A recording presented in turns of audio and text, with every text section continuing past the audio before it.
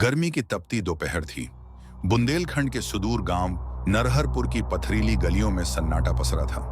दोपहर के तीसरे पहर जब हर प्राणी छांव ढूंढता है, तभी गांव का एक युवक अद्वैत अपने कंधे पर झोला लटकाए दूर जंगल की ओर जाता देखा गया। अद्वैत 25 वर्षीय, गौर वर्ण, तीव्र दृष्टि, पर एक रहस्यमय मौन उसका परिचायक था। गांव वाले उसे भला मानते थे, पर वह कुछ ऐसा खोज रहा था जिसे कोई और समझ नहीं सकता था। तांत्रिक साधना और एक उत्तर। कई वर्षों से वह एक ही सपना देखता था। एक सुंदर स्त्री घने कुहासे में लिपटी लाल नेत्रों से उसे देखती है। वह मुस्कुराती है, पर अचानक उसका मुख विकृत हो जाता है और हर दिशा रक्त में डूब जाती है। गांव के बुजुर्ग कहते थे, वह कोई साधारण स्त्री नहीं, वह निशा है जो हवेली में अब भी जीती है, पिशाचिनी बन चुकी है। गांव से कुछ कोस दूर वृक्षों के साए में छुपी एक हवेली थी। ईंटें झड़ चुकी थीं, छतें जर्जर थीं, पर वहां अब भी कुछ था, एक उपस्थिति जो समय की सीमा से परे थी। रात होते ही हवेली से नारी की चीखें, सिंदूरी ध्वनि और काले धुएं के बादल उठते, पर कोई साहस नहीं करता कि वहां जाए। अद्वैत ने ठान लिया, मुझे जानना है, देखना है कि सपना केवल सपना है या पूर्व जन्म का कोई रण।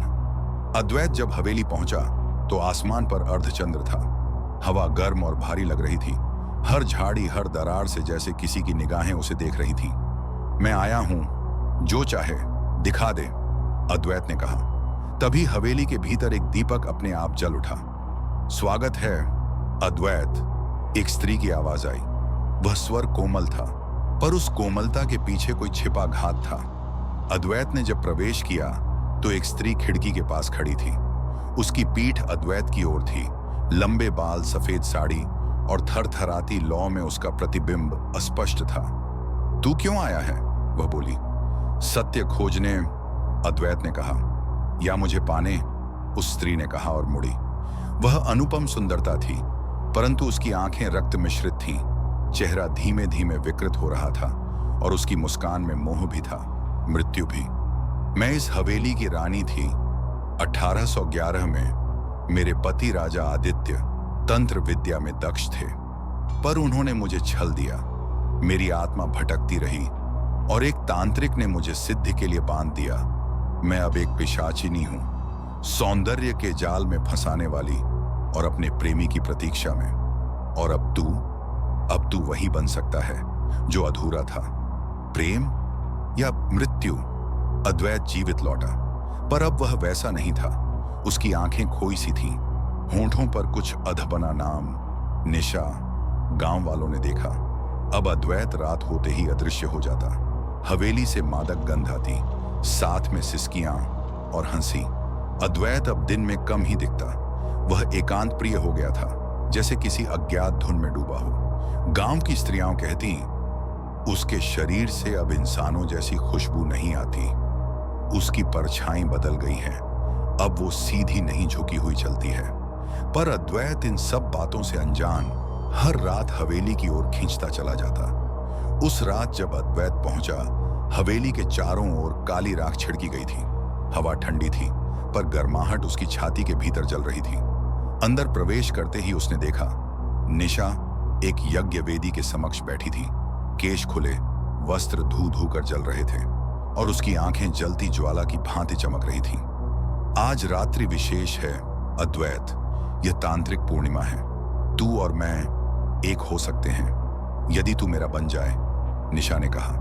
कैसे? तुझे अपना रक्त चढ़ाना होगा, एक बलि जो हमें बांधे और इस संसार से अलग कर दे। अद्वैत के मन में तूफान उठ रहा था। प्रेम और भय, विवेक और मोह, तपस्या और तांडव। निशा ने एक शिशु बकरी लाकर वेदी पर रखा। इसकी आत्मा हमारे प्रेम का द्वार खोलेगी, क्या तू तैयार है? अद्वैत कांपा। उसका मन चीखा, यह अधर्म है, पर उसकी दृष्टि निशा के चेहरे पर पड़ी। उस सौंदर्य में एक ऐसी वेदना थी जो आत्मा को चीरती थी।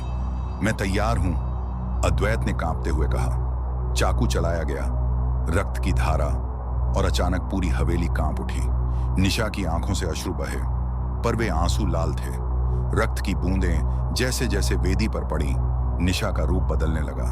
वह अब पूर्ण स्त्री नहीं रही।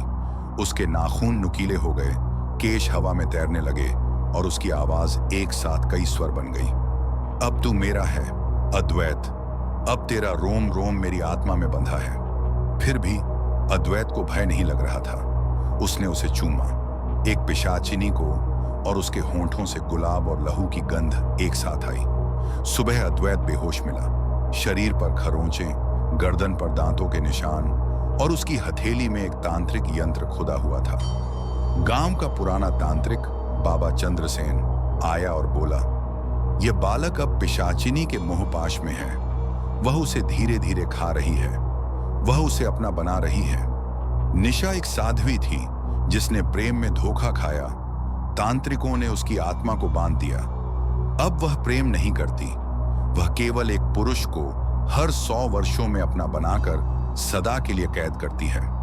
अद्वैत ही उसका नया बंधन है, और अगर तीसरी पूर्णिमा तक यज्ञ हुआ तो वह भी पिशाच बन जाएगा।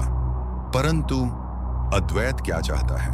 अद्वैत ने बाबा की बातें सुनी, पर उसकी आत्मा में कुछ और ही उबाल रहा था। उसने सोचा, क्या उसका प्रेम झूठा था या इस संसार की दृष्टि में अपवित्र? क्यों नहीं कोई जानता कि उस सौंदर्य के भीतर कितनी वेदना है। वह दोबारा गया। उस रात हवेली में निशा ने पहली बार आंसू बहाए और बोली, तू मुझे बंधन कहता है? मैं तो मुक्त करने आई थी। मेरे पास आ, मैं तुझे वो दूंगी जो कोई नहीं दे सकता, अमृतव, प्रेम और एक परे की दुनिया। फिर निशा ने अद्वैत को अपने अंक में लिया। वो आलिंगन मोहक, शीतल और भयावह अद्वैत की आत्मा को चीर गया। गांव वालों ने देखा, उस रात हवेली पूरी तरह जली, पर अगले दिन कोई राख नहीं मिली। न अद्वैत, न निशा, न वेदी। बस हवेली की दीवार पर एक पंक्ति खुदी थी, जो प्रेम में जल गया वह कभी मरा नहीं। 3 वर्ष बीत चुके थे। गांव अब वीरान हो चला था। हवेली अब भी वहां खड़ी थी, पर अब वह टूटी नहीं थी, वह बढ़ी थी। उसकी दीवारें पहले से ऊंची थीं और उसके द्वार पर लिखा था, माया की सीमा में प्रवेश वर्जित है। गांव के नए पुजारी पंडित चतुरानंद कहते, ये हवेली अब कोई इमारत नहीं, यह अब एक जीवित आत्मा है। अद्वैत का पुनर्जागरण एक रात पूर्णिमा की बेला में एक चमकती हुई रेखा हवेली के बीचों बीच आकर ठहर गई। वह अद्वैत था, पर वह अब वैसा नहीं रहा। उसके नेत्र रक्तिम थे और उसके पीछे चल रही छाया अब सीधी नहीं, हवा में झूलती थी। वह इंसान और पिशाच का संकर बन चुका था। निशा की स्मृति उसके मन में अब भी धधक रही थी, पर अब वह उसका स्वामी नहीं, साथी बन चुका था। मैं उसे मुक्त करने लौटा हूं या स्वयं पूर्ण पिशाच बनने? अद्वैत ने अग्नि जलाकर एक नया तंत्र प्रारंभ किया। उसने उन आत्माओं को बुलाया जिन्हें निशा ने बांधा था, भूतपूर्व प्रेमियों की आत्माएं जिनकी दृष्टि आज भी हवेली के भीतर घूम रही थी। वे बोले, तू हमें क्यों पुकारता है? तू तो वही है जिसने उसे चुना। अद्वैत, मैं अब अपने चुनाव को बदलने आया हूं या उसे पूर्ण करने। उन्होंने कहा, तब तू स्वयं यज्ञ की अग्नि में कूद, और यदि निशा का प्रेम सच्चा था तो वह तुझे बचा लेगी। अद्वैत ने अग्नि में प्रवेश किया। जैसे ही वह ज्वालाओं में समाया, उसके शरीर से भाप उठी, चर्म जलने लगा, आत्मा छटपटाई, और तभी निशा प्रकट हुई। वह अब भी उतनी ही सुंदर थी, पर अब उसके नेत्रों में आंसू थे। वह पहली बार कमजोर दिखाई दी। तू क्यों लौटा अद्वैत? तेरे लिए, अपने लिए और हमारे उस प्रेम के लिए जिसे सबने पाप कहा।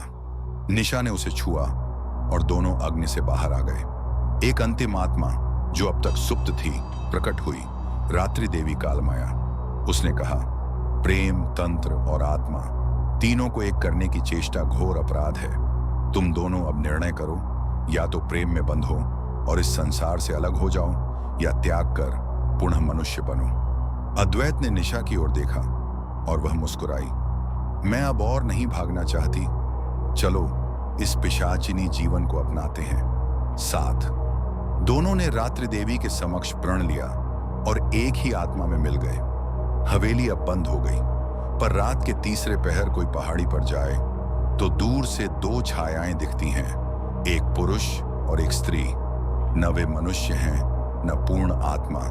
वे अब माया पिशाच हैं, प्रेम में बंधे, भय में घुले हुए। जहां प्रेम अधर्म बन जाए, वहां आत्माएं भी क्रोध में जीती हैं और प्रेम पिशाचिनी बन जाता है।